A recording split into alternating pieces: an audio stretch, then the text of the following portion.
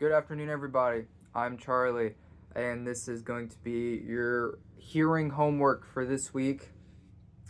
Um, I don't know why I felt so inclined to talk about this record today of all days, but I saw it sitting on my shelf, and I really wanted to listen to it again. And it's not a record that I revisit a whole lot, but I don't know why I'm just acting upon this kind of primitive, uh, just idea. I just want to talk about it, and we'll just see what happens. Today, I will be talking about Louisville's band SLINT from Kentucky. This is their debut record called TWEEZ. I think it came out in 1989. This is a 1989 release. SLINT, like I said, are from Louisville. I'm from Louisville, so automatically I have an emotional connection with this band. The first time I listened to this was probably a year or a year and a half ago. And if you guys are familiar with SLINT, which I'm sure most of you guys are, they have this very underground record that not many people have heard. It's called Spiderland. I think most people credit it to being one of the first post-rock albums, which is cool. I think 50% of that is kind of baloney, the whole post-rock thing. But it's cool that a big influential label like that is put onto a band from Louisville, a band from the city that I'm from. But yeah, SLINT is very special to me. Very special band. I've got like 5 SLINT shirts in my closet right now. I should have worn one, but I figured I should wait until I talk about their sophomore record that most people know. But yeah, they only have 2 albums. This is their debut. This album is really fucking weird. I don't remember specifically the first time I listened to it, but a big draw to me to SLINT as a whole is how young they were when they recorded this. This was released in 1989. All the band members were between the ages of like 16 and 18, which is nuts. I'm 19 and I haven't put out anything as like creative as this is. That alone is impressive to me. Another cool detail is Steve Albini produced this. I don't know how SLINT got in ties with Steve Albini.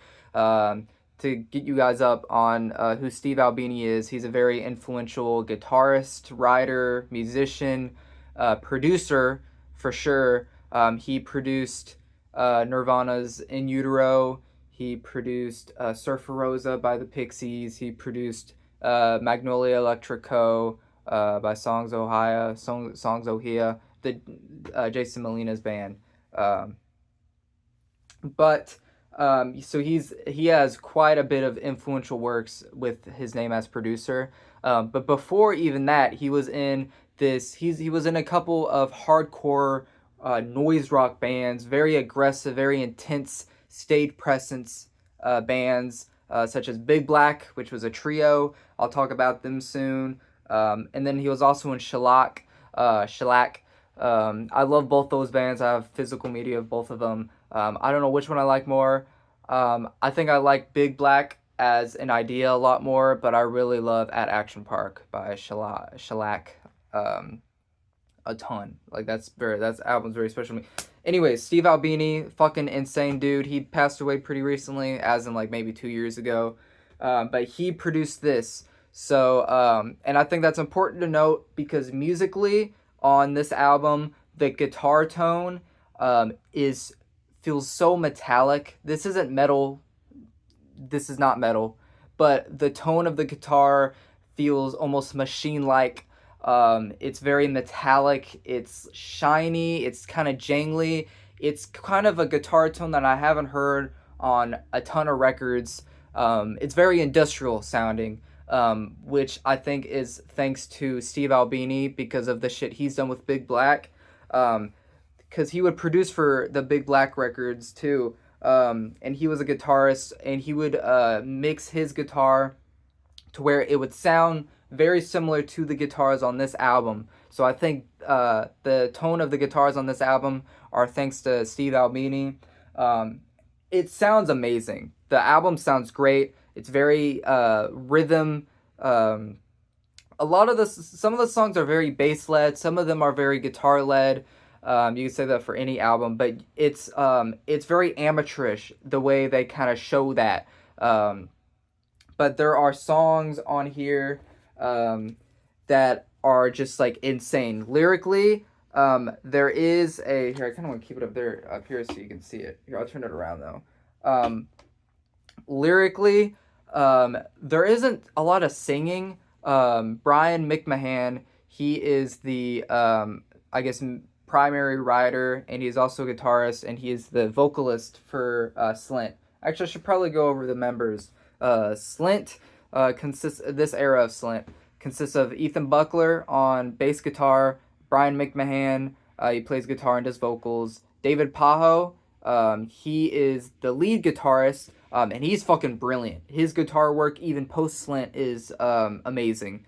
And then Britt Walford, he is the drummer. And Britt Walford, he is one of my favorite drummers of all time, not just because he's from Louisville, but because I think he's so underrated. The way he plays drums and plays with the space, and it sounds like he's like playing the way he plays. I'm going back to that machine-like feeling. Like it feels like they feel like a very well-oiled machine on this, which is why I really love this record. I think musically, that's my favorite part about it is just the music. I love how DIY it feels, even though they were being fucking produced for Steve Albini. I like the amateurish feeling. This is their first record. They were so young when they performed these songs. And how instrumental it was to, I guess, the post-rock scene, but way more importantly, the underground Louisville punk scene that was happening in the late 80s, maybe even a little bit into the early 90s. But yeah, this is just a really great debut record. This copy I got from Guest Rooms maybe a little under a year ago. It's a new copy. I know there is a TWEEZ mix, which is a new remixed version of this specific album done by Ethan Buckler. He got into the studio and mixed it his own way, I guess. I haven't listened to anything from that, but I know the track list isn't different. It's sequenced different, and the track names are different. But I don't think any of the actual songs are different. I think it's all the same songs. But yeah, SLINT is a band from Louisville, Kentucky. I'm trying to think. I think the vocals, what SLINT goes on to do in Spiderland, Spiderland is very important to talk about when talking about SLINT's first album, because of just how huge of a step up it feels compared to this. The blueprint of Spiderland is this. The spoken word lyrics and singing done by Brian McMahon is only elevated on songs from Spiderland, and that monotone voice, the themes of just like isolation and everything feels very dark, feels very abstract. It doesn't come with the lyric sheet. I'm tempted to go get my laptop and read off some of the lyrics, but it's that the record is funny. Like there's some funny lyrics. There's some just word salad on, especially on the song Warren. There's like there's only three phrases that are said in that song. I can't remember. It's like fuck. I might get my laptop. Okay, here I'll bring you with me actually, because there's also a poster that I have hanging. I can't change the camera. There's like a poster right here that comes with the record. This is it's just like just hair. I think it's just hair particles, just hair strands, like a very detailed photo of a hair strand. But yeah, I'm gonna pull up some of the lyrics so I can read them to you guys.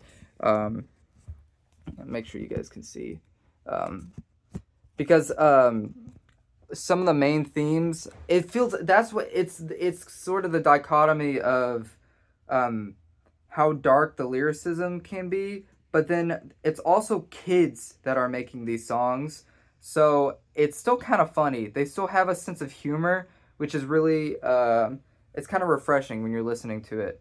um, but I'm gonna pull up some lyrics real quick. But musically, I love this record. I love how just how everything is mixed. The performances. I love Burt Walford's drumming. I love David's guitar playing. It's all so good. Please lyrics. Here, I'm gonna pause real quick. Okay, I'm gonna read lyrics from the opening song, "Ron." It's strange because some of the lyrics are like so fucking weird sounding, but then some of them are also very poetic. The first verse, Brian McMahon, he sings, "He's shown you all that's going on. Up with the sun and moon, he chooses your dawn. And now he's come home to retire with a yawn. And now he knows that he's not long. Now he spends his time trying to believe that what he did, it was founded in me. And now he comes home, finds a book to read, he turns the pages." It feels like biographical almost. But then the lyrics on the seventh track, "Warren," they repeat. No, it's not Warren. What the fuck am I talking about? Is it Darlene? Might be Darlene. Darlene's a great track musically. I love the bass-led songs. I think Ethan Buckler on bass is brilliant. Um, no, it's not that one either. What the hell? Am I going insane? Is it Pat? Or might be. Yeah. On Pat, the eighth track, they repeat "Cankerloaf," "Tweezer Fetish," and "Snatch Feast." And they go over that like maybe 10 times in the whole song. That's all the lyrics. So it's not very lyrically led, um, but the lyrics that are sprouted about in every song um, are very unique. I specifically love the track "Carol" because of the repeated "That's where they paint the houses." I don't want to. They see he fucking yells it. He belts it out on that track. But he says, "Past where the river bends, past where the silo stands, past where they paint the houses." Then he repeats it, and then he starts, "Past where they paint the houses." Um, but to me, that is totally just the environment of Kentucky, especially the imagery of silos and the river bends and just houses being painted. They recorded this in Chicago, um, but I love how Kentucky it feels in the lyrics too. It's very sweet. They really, I think, especially given the album cover, um, it feels uh, the music feels very dark, and um, this was shot in Kentucky, in Louisville, and just the fact that an environment like this is inside Kentucky, um, and they display it perfectly in the lyrics. Since that's kind of the environment they grew up around when they were recording this music and when they were writing these songs, I think the environment is very important to take into account, specifically for SLINT, just of how young they were when they have written these songs, and just how kind of unexplored and how amateur they are. But Kentucky is kind of all that they've known when it comes to just environmental experience, I guess, which sounds fucking stupid, but I mean, I think you know the point that I'm trying to get at. You can't ignore it. It's very, it's important to talk about when we're talking about the songwriting on this album. Um, but yeah, I would say my favorite songs. It's hard because all the songs kind of blend in together. It's not like one song does something different than the other. But musically, it's just phenomenal. I think it's really great. It's just under 30 minutes too. It's really short. I really like Nanding. I also really like Carol, like I mentioned previously. Charlotte is really good. Um, the The song names come from the parents of the members of Slint's names.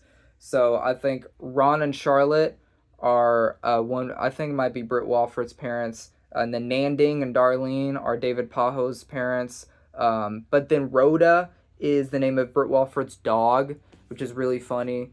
And it's also important to note that the two sides of the album, um, the first side is labeled Bemis, and then the second side is labeled Gerber. So this band, they're kids, and it's so funny to how impressive some of the writing is on this album, and how fucking stupid some of it is. But that's what I love about it. I just love the amateur feeling on albums like these, and the fact that these kids lived in the same state that I lived in. I just can't get off that soapbox of just how amazing it feels to live in Kentucky and to know that a band like this also came from Louisville. Um, it's just a very it's a great feeling. It's a very lovely thing to think about, I guess. Um, but yeah, I think that's kind of all I wanted to talk about. This is your hearing homework. I'm sorry that this is kind of a strange album to talk about. I hope you guys like it as much as I do, even if you don't come from Kentucky. I think there's a bias there. People who live in Louisville will kind of connect with it more. But I still think it's very important in the history of music, by highlighting just how young the performers on this album were, and just how kind of fun they perfectly fuse kind of the art of songwriting with the amateur and childish, just the youth. Like, I feel like it's hard to fuse those because you want to be taken seriously, but they don't give a fuck. On this album, you can totally tell they don't give a shit about like really being taken seriously. I think they only worry about that when they get into Spiderland, because you can kind of tell in the music. But here, they're just fucking around. Like, there's studio banter between Steve and Slint, which is funny. I think the album opens with it, with like one side of the headphone being fucked up. I think Brian McMahon said something about it. Just listen to it. I think I hope you guys like it. If you guys like the noise rock shit, maybe if you guys love Fugazi, and of course Steve Albini's stuff, maybe some Sonic Youth shit, you'll appreciate this for sure. Um, but yeah, I think that's it. Um, I'll talk about Spiderland soon. I'll make sure I have my Spiderland shirt on when I do, so I am properly in attire. But yeah, that's your hearing homework. Thanks for watching.